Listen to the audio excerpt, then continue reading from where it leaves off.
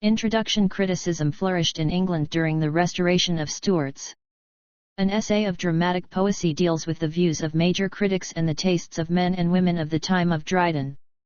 The work is in the form of semi-drama, thus making abstract theories interesting.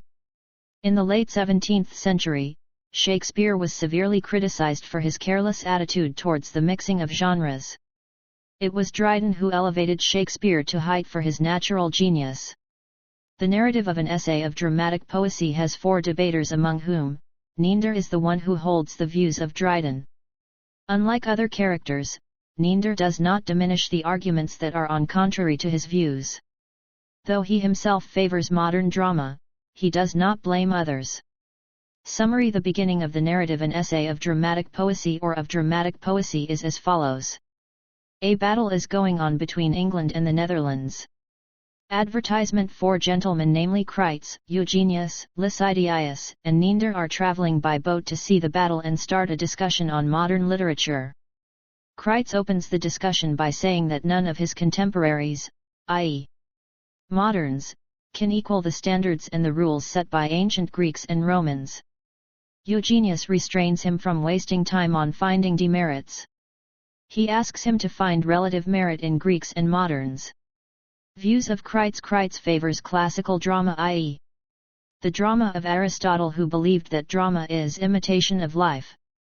Crites holds that drama of such ancients is successful because it depicts life.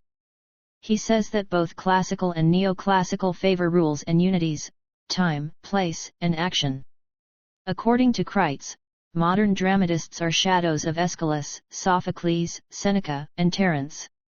E.g., Elizabethan dramatist Ben Jonson borrowed from classics and felt proud to call himself modern Horace. The classical is more skillful in language than their successors. At this, he ends up his conversation. Views of Eugenius. Eugenius favors modern dramatists.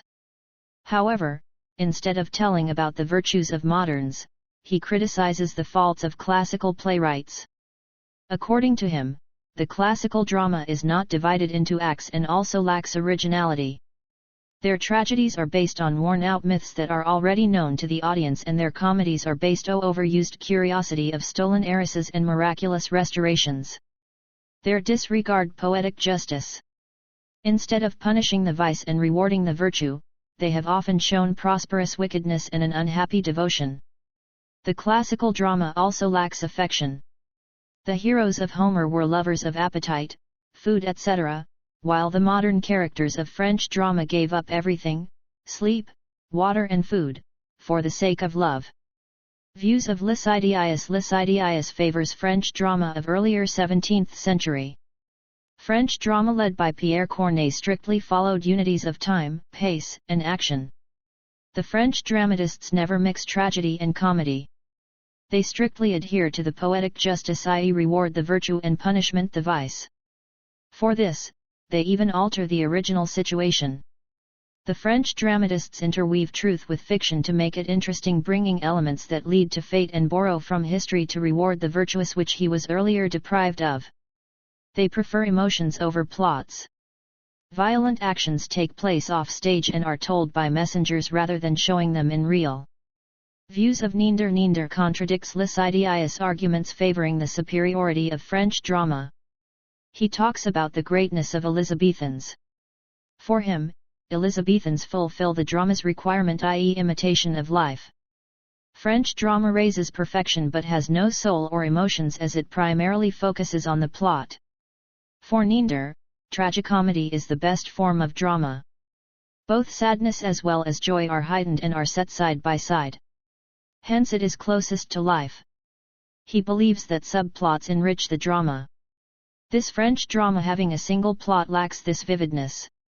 Further, Samuel Johnson, who defended Shakespeare's disregard of unities, he believes that adherence to unities prevents depth.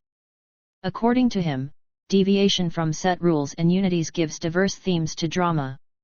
Neander rejects the argument that change of place and time diminishes dramatic credibility in drama.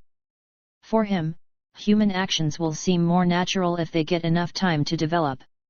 He also argues that Shakespeare is the man who, of all the modern and perhaps ancient poets, and largest and most comprehensive soul. Francis Beaumont and John Fletcher's dramas are rich in wit and have smoothness and polish in their language.